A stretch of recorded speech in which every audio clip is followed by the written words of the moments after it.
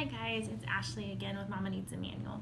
Thanks for tuning in. So if you're new, we've been going over the Ultimate Tantrum Survival Guide.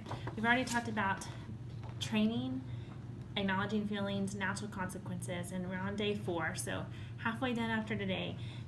This T is for transitions, timers, and try choice language. So guys, this one tip saved my sanity. When I first started throwing tantrums all the time when his baby brother was born, when he was 17 and a half months old, I was at my wit's end, and a few different friends actually recommended this really simple piece of advice. And they said, before you do something, give them a warning. Say, in 5 more minutes, we're going to clean up, and then it's going to be bath time. Or in 5 more minutes, we're going to leave the park. Or in 5 more minutes, we're going to leave this friend's house. Because a lot of times, if you think about the trigger of a tantrum, it's because you're in a transition, at least at our house. So anytime we're in those transitions, we're trying to pack up to leave, or we're trying to clean up, or it's about to be nap time, or bath time, or dinner time, there's the temptation for a tantrum to break out. And so if you kind of get to the source of the tantrum and you realize that that is an issue for you too, you can help your children prepare for that transition by simply giving them a warning. You can use an old-fashioned sand timer. You can use your phone, which is what we do most often. We just set a timer on our phone, or Alexa, and our boys like to set Alexa timers on their own and tell her to stop when she's going off. Or they actually have some really cool timers that you can get on Amazon. I don't have one, but I linked them in the blog post that actually like visually show time passing. So you can kind of like see the red amount as how much left you have on the clock. Or there's another one that's like visual and it kind of blinks green and yellow and red. And so your children can kind of visually see how much time they have left. So those could be helpful for you.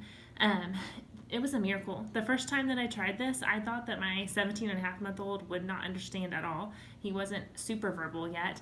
He knew maybe like 10 words. And we set a timer and it went off and no tears. He just walked to the bathtub with me. And so maybe try it, even if you don't think that your child will understand. I think just preparing them for that transition can help.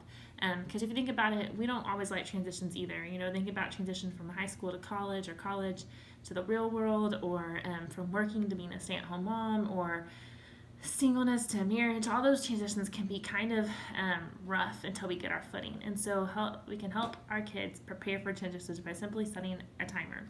Or if you don't have one, you can say, I'm going to count to 10, and then it's going to be time to go. And that can really help in regards to tantrums. At least I think it's helped cut ours down by literally like 75%. The other thing I was going to say is you can try routine cards. So the bedtime routine can be horrible. At our house, especially when they get a little bit older and they learn that they can try to bargain, or they can ask to go to the restroom, or whatever it may be, to pray one more time, to read one more book, to kiss one more time. So something that I haven't done yet, but I plan on making them soon and having them available to you guys, is making routine cards.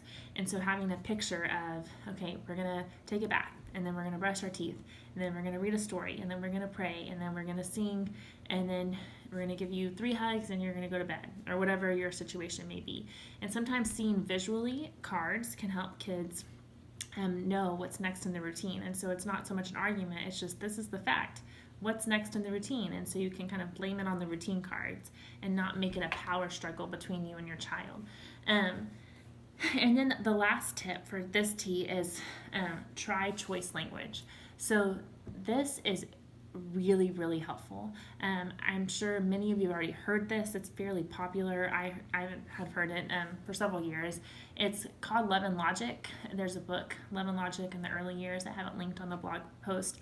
I listened to on tape to get some ideas. But in a nutshell, the idea is that when you want your child to do something, instead of saying it's time to take a bath or let's go take a bath, you can say, do you want to walk to the bath, or do you want mama to carry you to the bath?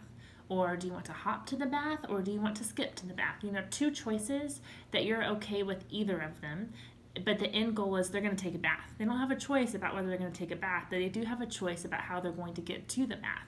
And so if you make their minds focus on that choice instead of making them realize, oh, I'm going to take a bath, a lot of times it can help them, and they kind of feel like they have a sense of control. You can do this with what they want to wear. Do you want to wear the red shirt or the green shirt? Sometimes this doesn't work. It's not foolproof. A lot of times my boys choose the third option, the one that's not there, or they scream just no in general. But it's definitely worth a try.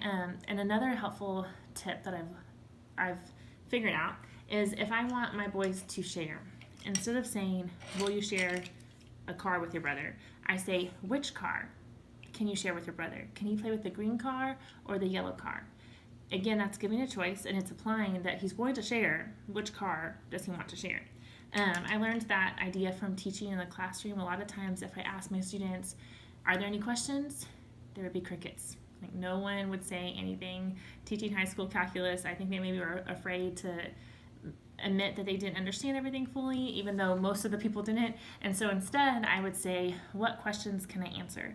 And then I would almost always get a response. And so sometimes you just have to shift your thinking into using choice language, or to ask a question in a different way so that you're not met with this no or defiance from your child. And so these are really simple. I hope that they're helpful. Again, set a timer or count to 10 and try choice language. Thanks for tuning in. Bye.